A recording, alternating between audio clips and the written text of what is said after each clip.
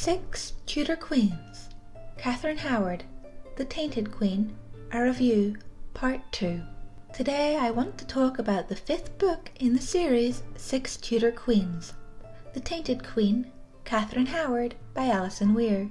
This video has been broken into 2 parts because it is so long.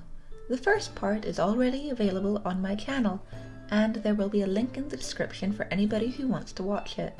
This video will be the second in a series covering Alison Weir's 6 Tudor Queen books and her other novels.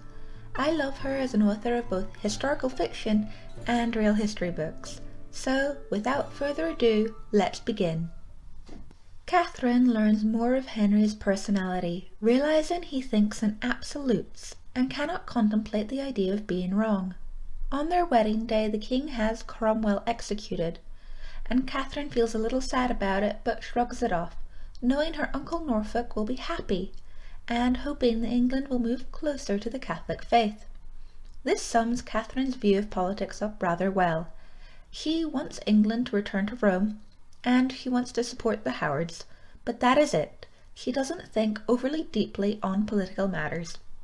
Katheryn is proclaimed queen and appoints her household, keeping her 2 half-sisters and many other Howard relations about her. She feels duty-bound to invite some of the girls from Lambeth, and as soon as they arrive at court, she is terrified they are going to start gossiping about her previous lovers. She thinks she will never have peace of mind again, but it is better to keep your enemies close. Saying that, however, she does not invite Jane Rochford to join her court. A month passes from the wedding, and Katheryn can start to feel herself becoming spoilt and bratty when things do not go her way, and she tries to curb herself. But it is difficult, because Henry gives her everything she wants just for asking. He even takes her 3 brothers into his train. Katheryn takes no interest in politics or intrigues in the court. She does get upset, however, when her cousin Surrey describes the king as easily led and suggestible. She is very protective of him, knowing he finds it hard to trust people.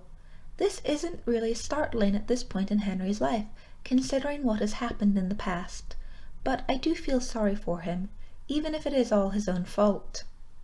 Katheryn realizes she is the figurehead of the Catholic faction at court after about 6 weeks of marriage, and the concept startles her. She is happy with Henry even though his leg is bad, and she wants to sit with him and spend time together. She is very impressed by his learning and education. Katheryn really wants a baby to make Henry truly overjoyed with her, but she also knows it would cement her place as queen. Katheryn tries not to think about it, but Anne Parr, her lady-in-waiting, brings it up often, as she served Catherine of Aragon and Anne Boleyn.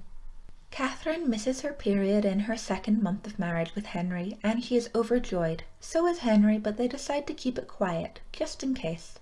After 2 weeks of hoping, Katheryn gets a very heavy period, and her and Henry are convinced it is a miscarriage. They are both devastated. Katheryn is convinced Henry hates her for losing the baby, and thinks God is punishing her for being unchaste in her former life. She continues to worry about Francis Dereham, as he is now in her Uncle William's employ. Everything settles down, and the Lady Mary comes to court for a 3-day visit, and is the centre of attention. Katheryn is very put out about it, and she knows from Mary's comments and behaviour she views Katheryn as lacking queenly virtues and dignity.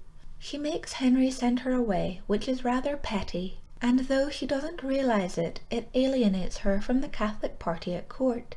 I think Katheryn's problem with Mary is simply that she enjoys having all Henry's attention to herself. She is like an only child when they get a sibling and becomes very jealous. It also doesn't help that Mary is older than Katheryn at this point. The king and Katheryn squabble over the Lady Mary, and the king's leg becomes very bad and he takes to his bed, refusing to see Katheryn. She is very hurt by this, and takes comfort in Thomas Culpeper because she thinks he is the only person she can 100% trust. She decides to use Lady Rochford as a go-between. Katheryn's sister, Margaret, has left court and she has been replaced by Lady Rochford. At the beginning of Culpeper's and Katheryn's meetings, it is all very innocent.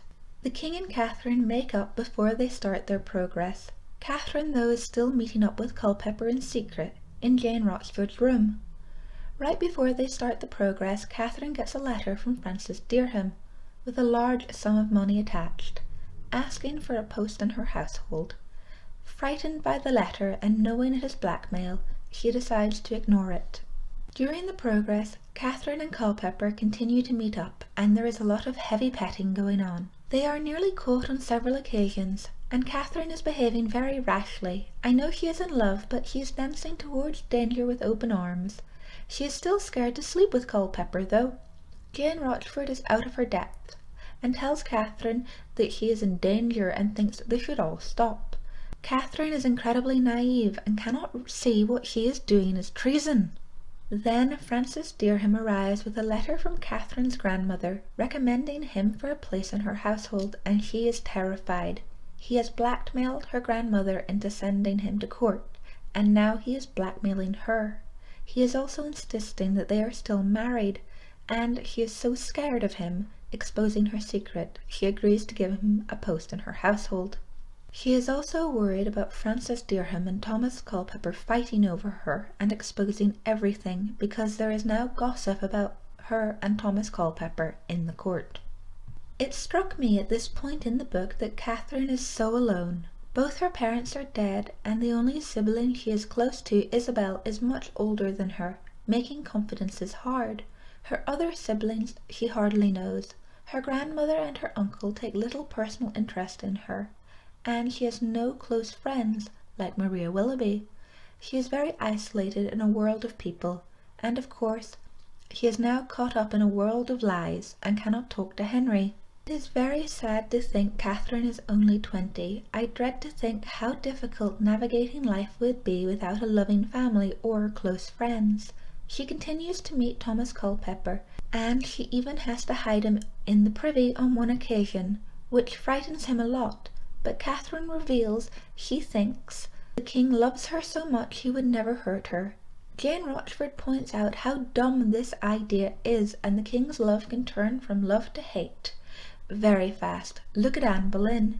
It is crazy to think how Katheryn Howard is behaving when she has the example of her cousin Anne Boleyn before her.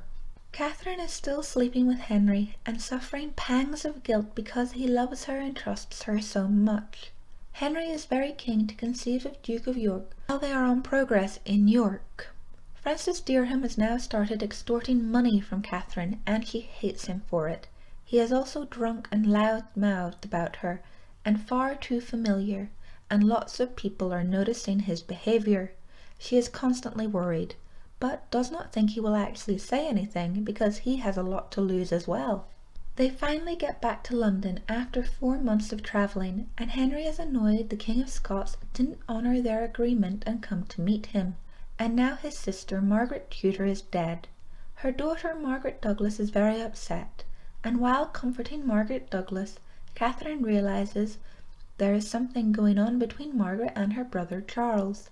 She is very scared, knowing the king will be angry, and that Margaret has been in trouble before with Henry over love affairs. It amazes me that Katheryn can see the danger for Margaret and Charles, but cannot see what she is doing with Thomas Culpeper is so much more dangerous, as she is putting the royal succession in jeopardy.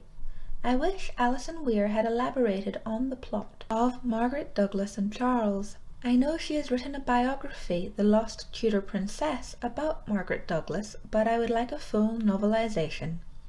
Then there is the Mass, where Henry publicly thanks God for his new wife Katheryn, but he also receives a letter from an unknown source, telling Henry all about Henry Manox and Francis Dereham. Katheryn finds out some hours later when Henry's men come to lock her in her apartments, telling her what the king has discovered. Katheryn is utterly terrified, but relieved that nobody has arrested Thomas Culpeper. She keeps sending Jane Rochford out to see if Tom Culpeper has been arrested, but he is not. Katheryn is relieved, but Jane is very, very scared, because unlike Katheryn, she understands the ramifications of their actions. Katheryn is convinced if she can just talk to Henry face to face, she can make him understand everything. She makes an escape attempt, to see Henry, but is dragged back to her apartments kicking and screaming, while Henry walks away. She then knows that Henry will not save her. He has literally turned his back on her, and she is terrified that she is going to die. I love this scene in the Tudors, and I would like to go to Hampton Court sometime and see where Katheryn Howard's ghost is meant to recreate this scene. Archbishop Cranmer comes to question Katheryn, and she starts crying hysterically. It takes several attempts to calm her down and talk to her. She can't seem to understand how her promise to marry Francis Dereham was as good as a wedding in a church because they had sex, even though it is explained to her several times. She talks things over with her sister and decides the best thing to do to get sympathy and win the king back is to say that Dereham raped her. A very stupid, childish gesture in my opinion. The Tudor court was a man's world, and Culpeper had gotten away with rape himself, and Katheryn knew this. Why did she think anybody would take her seriously or even believe her, especially when there were so many witnesses to the contrary? Then Thomas Culpeper goes missing from court. Jane Rochford cannot find him anywhere, and Katheryn and Jane fear they have been discovered. Katheryn is hysterical, fearing her discovery and death because she has committed treason, but doesn't worry very much about Culpeper. Maybe it wasn't love after all, but simply lust. Katheryn is then told she will move to Sion Abbey, and she tries to convince herself she will only suffer imprisonment. Jane Rochford is taken for questioning and never returns. But before she goes, Jane admits everything she made up about Anne Boleyn and George was a lie. I really loved this scene. I like Jane Rochford as a character because she is so interesting. We never fully understand her, and it was good to get a glimpse beneath the surface. Katheryn is in terror, knowing Jane will talk, but months pass, Christmas comes and goes, and Katheryn tries to convince herself she will only face life imprisonment. She knows she has committed treason with Culpeper, and it was deeply wrong, and she deserves her fate, whether it be imprisonment or death. She longs to see Henry, however, not to plead her case, only to say that she is sorry for hurting him. I really like Katheryn coming to terms with her actions and understanding she will be punished for them. Katheryn is very human about her crimes, seeing them as an emotional blow to Henry and not treason. But let's be honest, they amount to the same thing. More than anything, Katheryn regrets causing pain to Henry when he was so loving and good to her. She prepares herself as best she can for the worst outcome, but it is still hard to read, especially seeing how upset Isabel gets when the council tells Katheryn she will be executed. What struck me about this whole scene was the amount of people accused of Miss Prism of treason. The list was endless. It seems like Katheryn nearly brought down the entire Howard family. When Katheryn tries to run away from the barge that will take her to the tower, it brought home to me how young Katheryn is. She is only 21. When she looks out of the barge and sees Culpeper and Dereham's head on Tower Bridge, I had to put the book down. Katheryn Howard was a lustful fool, but she did not deserve the fate that befell her. Even if she no longer loved Culpeper and Dereham, seeing your ex-lovers' heads on spikes would make anybody feel sick. When Katheryn arrives at the tower, she is housed in the lieutenant's house. She tries to take comfort in her faith, and she eventually stops crying, reminding herself God is with her as she walks to the block. I have to admit, I felt very cheated by Katheryn Howard's death scene. She prays God have mercy, and the book ends. In the other Alison Weir 6 Tudor Queen books, I really loved all her dramatic death scenes, especially Anne Boleyn's as her brain continues working as her head flies off her body.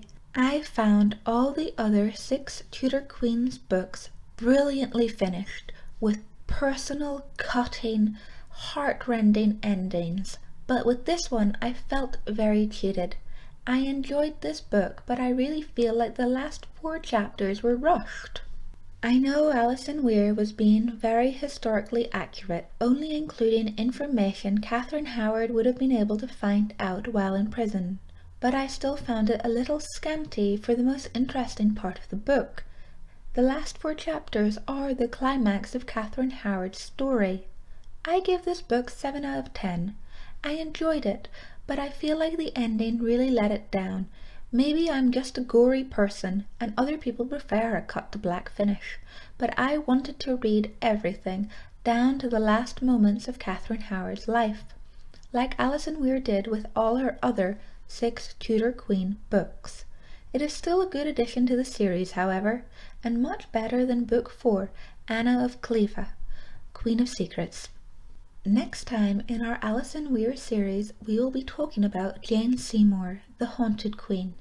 I might start breaking these extra long videos into 3 parts, as my shorter videos seem to be more popular than these extra long ones. If you liked this video, remember to leave a comment and tell me who your favourite Tudor Queen was. Like my video and subscribe to this channel because we have some great Halloween videos coming up in the next few weeks. And you can follow me on Instagram at Lady Jessica Riddell. Until next time, remember, no other will but his.